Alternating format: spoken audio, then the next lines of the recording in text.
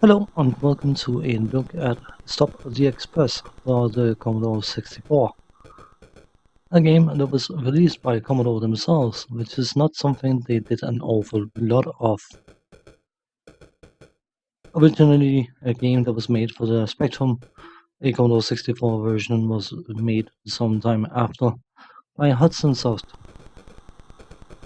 And in this game you play a 007-esque inspired agent with a super cool frizzy hairdo who has to go and stop an express train, as the game's title may hint at.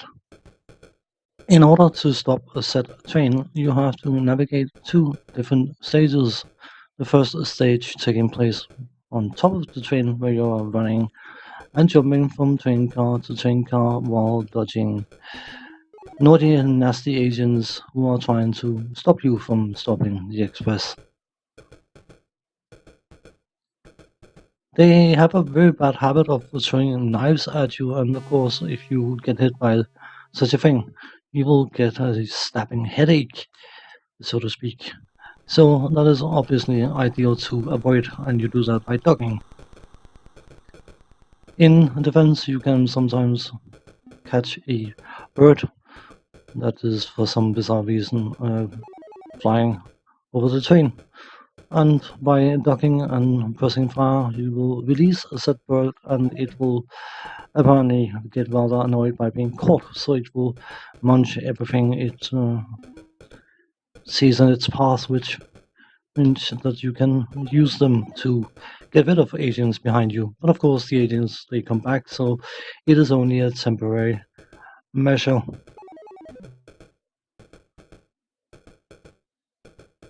As you go down the train, you will have to jump the gaps between the cars, and from time to time, you will also have these barriers that the train is passing under. And on the original Spectrum version, apparently, you couldn't just stand upright while passing under it, you had to duck for them.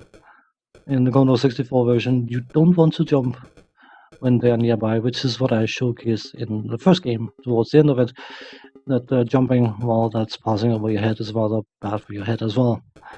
That's another headache you get from doing such a thing. We have now arrived even at stage 2, where you are inside the train.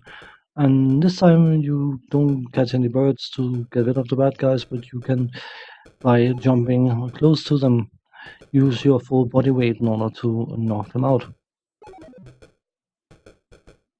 In order to avoid the knives, you either have to jump over them and duck under them, or grab hold of the handrails in order to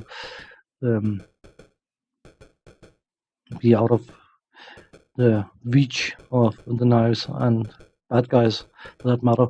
But for some bizarre reason, these ghostly things are flying around, trying to make things more complicated for you.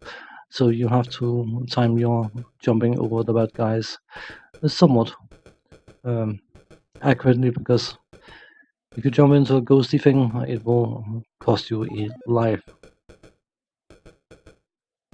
And that is basically all there is to this game. It's a bit on the simple side, you could easily argue. Once you get to the front car, you need to catch a key so you can enter the driver's compartment in order to actually stop the train and avoid this bouncy thing going around. Yeah, I think we'll manage. From a graphical point of view, everything is very, very blocky and very, very basic, but it has a certain style to it that I find surprisingly enjoyable for some reason. I think I've showcased a lot of examples on the channel, whereas graphics doesn't have to be spectacular for me to enjoy a game. It doesn't have to be epic. I mean, it doesn't hurt, but I would rather have a decent gameplay than excellent graphics, if the choice is to have excellent graphics and crappy gameplay. The main character perhaps looks a bit too cutesy for his own good, but I still insist that I enjoy his very specific hairdo. I think it's cool. I would aspire to have a similar hairdo if I had enough hair to actually get one. The bad guys, they look surprisingly mean for an old game. That's something I've always remembered about this game is how mean they look. The train looks believable. It's maybe not high tech 4K graphics, but you can easily tell it's a train. So in that regard, the graphics are definitely serving their purpose.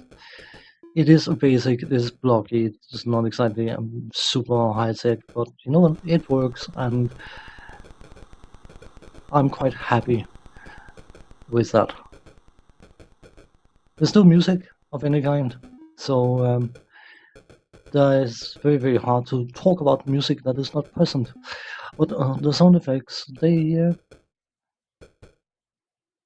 may not exactly scream action game special agent 007-esque thing, but again, for an old game, well, I think they're quite decent. And best of all, they work. Because of course sound effects are there to inform you of certain things, and they do exactly that without being super annoying. I know this game is old and it's probably extremely basic for a lot of people, but for some bizarre reason I can't help but find it surprisingly enjoyable. Obviously not something you necessarily want to play for hours on end, but it just had that special something, and it's very, very charming in its own way. On that note, thanks for watching. Take care. See you next time. Bye bye for now.